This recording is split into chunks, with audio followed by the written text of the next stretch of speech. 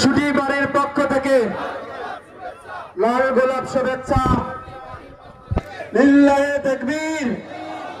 আব্দুল সত্তার হোসেনের আগমন, শুভেচ্ছায় স্বাগতম। আগমন সম্মানিত উপস্থিতি, তাকবীর হয় নাই। আমাদের সম্মানিত প্রধান অতিথির আগমনে তাকবীর হয় নাই। রেডি?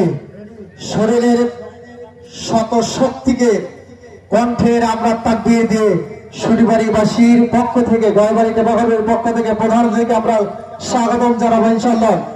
লিল্লাহে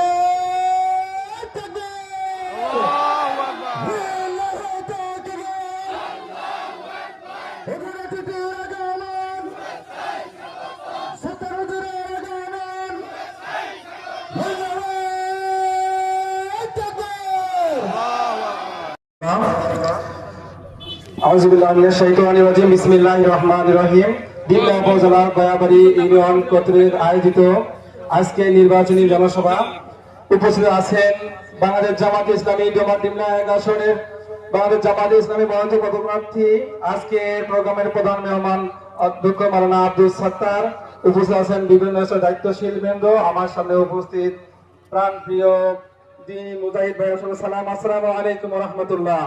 মহান রব্বুল আলামিনের কাছে শুকরিয়া আদায় করছি যিনি আমাদেরকে আজকে একটি মনোরম পরিবেশে এই নির্বাচনী সভার আয়োজন করার তৌফিক দান করেন। এই জন্য সবাই আলহামদুলিল্লাহ। দেখেছি তো সব দল বাকি আছে কারা, সত্য ন্যায়ের কথা বলেছিল যারা, নৌকা ধানের শীষ, নাঙ্গল দেখা শেষ, দাড়ি পাল্লা এবার গর্বে বাংলাদেশ ইনশাআল্লাহ। সম্মানিত উপস্থিতি, আজকে টেকনাফ থেকে তেতুলিয়া, রূপসা থেকে পাতুলিয়া, সমগ্র বাংলাদেশে দাড়ি পাল্লার এক গণজোয়ার সৃষ্টি হয়েছে, ঠিক কিনা? সমগ্র দেশবাসী জামাত ইসলামের দাড়ি পাল্লা প্রতীকে ভোট দেওয়ার জন্য সবাই অধীর আগ্রহে অপেক্ষা করছে ইনশাআল্লাহ। সারা বাংলাদেশে যখন বাংলাদেশ জামাত ইসলামী এবং ইসলামী ছাত্র শিবিরের জনপ্রিয়তা, বাংলাদেশের মানুষ যখন জামাত ইসলামীকে আপন করে নিয়েছে, বাংলাদেশের মানুষের আস্থার জায়গা হয়েছে, তখন এদেশে একটি দলের গাঁথ দেওয়া শুরু হয়েছে, ঠিক কিনা?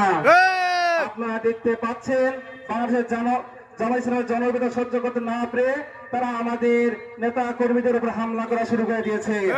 তারা দেখেছেন যে জামাত ইসলামের শেরপুর আসনে উপজেলা সেক্রেটারিকে তারা নির্মমভাবে হত্যা করেছে। নির্মম হত্যাকাণ্ডে আমরা তীব্র নিন্দা জানাই।